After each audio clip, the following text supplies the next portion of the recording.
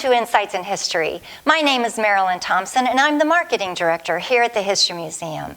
I want to thank the presenting sponsor of Insights in History, Tousley Hall Canopa. Their generous support helps make this program possible. Now in its 18th year, Insights in History has presented over 400 topics to audiences like you. We miss having you here in person, but until we can be together again, we're happy to be able to provide these virtual programs for you. So thank you so much for your support, and please enjoy this month's Insights in History. So I'm giving a talk today titled Alice Mannering and the Greatest Good, Northern Indiana Suffragists and Socialism. As the 100th anniversary of the 19th Amendment approached, I sought more information about who the suffragists and activists of Northern Indiana were and what mattered to them. I began my research in suffragist archives at Indiana University South Bend and the Indiana Historical Society. I also contacted the great-granddaughter of suffragist Alice Mannering, and some undergraduate students and I went to her home in Michigan to interview her. Before diving into who the Northern Indiana suffragists were and what they did, I'd like to remind you of what they were up against. And to borrow a term from philosopher Judith Butler, we had gender trouble here. Suffragists had to convince men to share the vote with them without being able to use their votes as leverage. Also, during the 19th century, polling places were warehouses and saloons, places where respectable women would not be seen. People threw rocks at famed suffragist Susan B. Anthony, and for some of the anti-suffragist supporters, the women's vote shook the ground of their gendered identities. But Northern Indiana suffragists did not give up, and regional archives are brimming with bulletins, flyers, newsletters, addresses, pins, and ribbons from the movement. A bulletin from Helen Beardsley of Elkhart, first president of the Indiana League of Women Voters, says, "We must work, regardless of weather, vacation trips, or mere summer inertia." They were keen political strategists, coming up with rhetoric to aim toward Democrats, Republicans, and general audiences. They communicated constantly with one another through bulletins, newsletters, letters, and articles. Literacy and education were necessities for involvement. The needs of women and children were often considered and featured in their agendas. One of the first major projects undertaken by the League in Elkhart was establishment of a child welfare department. Elkhart suffragists, who famously wore white, as suffragists did, established a center where women could come and bring their children for medical checkups while also hearing lectures on health. And here we have a 1914 photograph of the Elkhart suffragists. By 1924, the Child Welfare Service had a staff of 3 doctors, a supervisor, a staff nurse, and a nutrition worker. Indiana women mobilized all over the state to work on behalf of suffrage. They offered training, a suffrage school, at the Union Christian College in Merrim, Indiana in 1918 to educate and train speakers for suffrage work. This locale was chosen because it was a desirable vacation spot near the Wabash River. They offered childcare at their events. They created a Hoosier suffragist newspaper.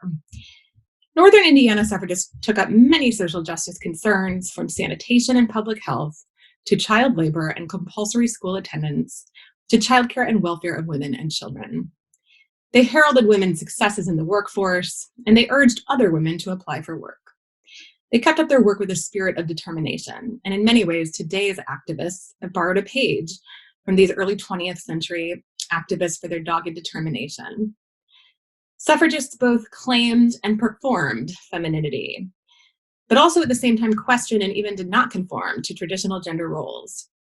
In historian Lillian Faderman's To Believe in Women, What Lesbians Have Done for America, A History, she drew on Butler's 1990 theory of gender performativity, saying that gender is a series of repeated performances. And Faderman argued that suffragists publicly performed the role of women, while at the same time conducting their battles to invade the public spaces belonging to men, in a country that painted suffragists as manlike and gender inappropriate. Historian Susan Ware also argued in Why They Marched that queering the suffrage movement meant precisely that women felt free to express a wide range of gender nonconforming behavior. Similar attitudes infiltrated the actions of Northern Indiana feminists, some of whom married several times or lived alone for periods of time, challenging the gender norms of the day. Yet at the same time, suffragists took care not to present themselves as doing away completely with their roles as domestic mothers and caretakers. Love of home as motive was cited in the news, both nationally and locally. They were not going to do away with dustpans, but couldn't they also dust up the government? They cleverly asked. On October 5th, 1916, a Terre Haute woman, Mabel Curry, made a speech from a car, introduced by suffragist Annie Bell Boss. Curry said, "The women are not anxious to get into politics to dodge home responsibilities. They wish to enter politics because they love their homes and children better than anything else in the world and wish the right to protect them. When a door sags in my home, I ask my husband to fix it.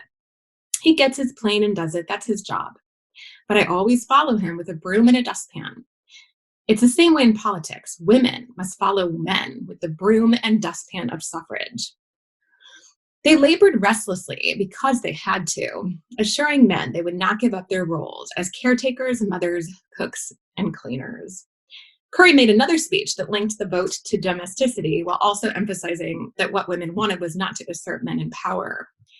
She said, "Women have ideas as well as men. We don't want to be presidents. All we want is a chance to express those ideas and to use the dignified method of the ballot in doing so.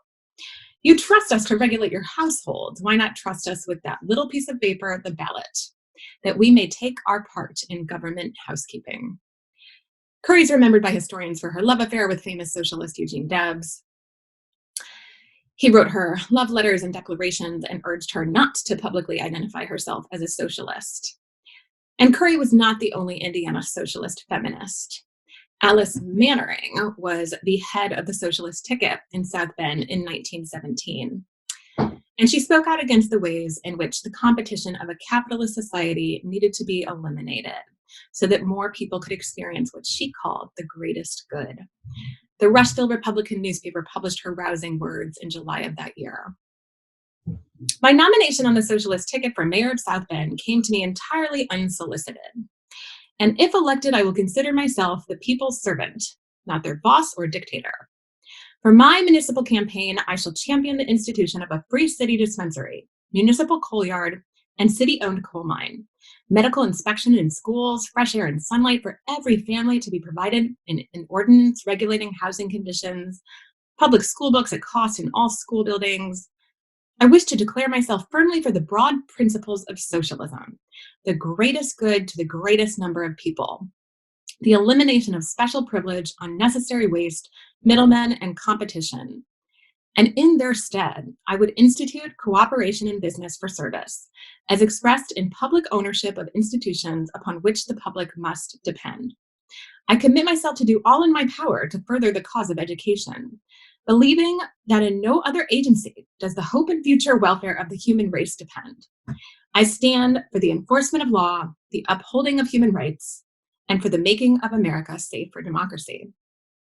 Her words held up the ideas of socialism as what would bring about a better vision of health, education, and human rights, a better society. Mannering was not only a suffragist, but a socialist political candidate whose gender performance is a non-mainstream political movement using the trope of municipal housekeeping, a term used to describe women's responsibility for the cleanliness and welfare of a city, as well as women's own homes. Advocates of municipal housekeeping, according to historian Daphne Spain, promoted similarities between the home and the city, particularly the need for cleanliness and order, as a way to establish credentials for civic involvement. Mannering's socialist feminism also illustrates a shifting embrace of both social movements in the early 20th century, feminism and socialism. Historian Ellen Du Bois traces the way in which socialism was hostile to women's rights in the mid-19th century, but that between 1890 and 1920, both socialism and feminism flourished as international multi-tendency movements for social change. The Socialist Party discussed what it called the women's question at its national convention in 1908, where a newly created National Women's Committee launched an active suffrage campaign, though not all members agreed. Du Bois writes that the early 20th century socialist movement was situated exactly between the male-dominated left and bourgeois feminism, and rested on the argument that women's labor had to be mapped with political roles. And socialists like Alice Mannering and Mabel Curry were far from alone in the Midwest. Du Bois builds on historian Mary Jo Buell's argument that moralistic populist politics of the Midwest helped to build an American socialist movement. And then in the 1880s, the Women's Christian Temperance Union was virtually a conduit for women into socialism. But while the news printed Mannering's socialist ideas and her entry into the mayoral race, what reporters underscored most was her gender. That same month, the South Bend News-Times called Mannering refined, cultured, a mother, a home lover, and above all, sincere in her desire to help her fellow beings.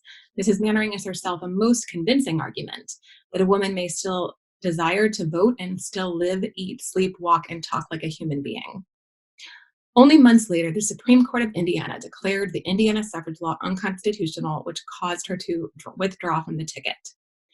Jean Watson, the great-granddaughter of Mannering, who still lives in Niles, Michigan today, remembers only that she ran, not that she had to withdraw. She remembers visiting with her great-grandmother as a young child. I remember her as being a very old woman. She was very kind. It wasn't the in thing to be divorced, and she did it twice. Watson framed her family as a very matriarchal family, and she said, "I knew that both my great-grandmothers were very independent women, and this independence was passed on to Watson as well." Mannering has been a socialist, and Watson's mother was an activist who railed against urban renewal. In the 60s, Watson attends sit-ins with the civil rights activists, and she noticed the glass ceiling when she realized she made 59 cents for every dollar her male colleagues earned in customer service. Watson never takes her vote for granted today. She said, "I wouldn't not vote if they had to take me there on a gurney." She'd like Mannering to be remembered as an activist. She said, "I think she was born at the wrong time." And Jean Watson is the little girl in the photograph here, and her great-grandmother Alice is mid-center in that photograph. Should we frame suffragists and activists as born too early, or is every woman demanding more rights usually framed as before her time? When is a woman's time to speak out against injustices of patriarchy or capitalism? Through the work they did and the life decisions they made, Indiana women broke the mold again when it came to gender and sexual norms. They had affairs and divorced at a time when divorcing was on the rise, yet very vilified. Divorcees often were blamed in the news for the cause of the nation's ills. Women who worked and argued in divorce were portrayed as the cause of moral decay in newspapers written by men. So women started up their own newspapers, and they traveled around the state. In considering the work of the women of Northern Indiana, how should we remember them today? They were mothers and daughters, sisters, and caretakers. They showed concern for the single woman. They were white and middle class. They fought as socialists, and they fought as liberal feminists. They differed in their methods and visions of themselves. They divorced and divorced again. They gave talks on local, regional, national, and even international stages, and the press called them a force. They performed old traditional roles while at the same time creating and constructing new gender norms. Their work challenged and remade gender roles, subverting the ways in which women were seen and understood. They changed the future and ultimately their own lives as well. This was a long movement with much to overcome, and they passed down their activism to their daughters, granddaughters, and even great-granddaughters like Jean Watson. Thank you.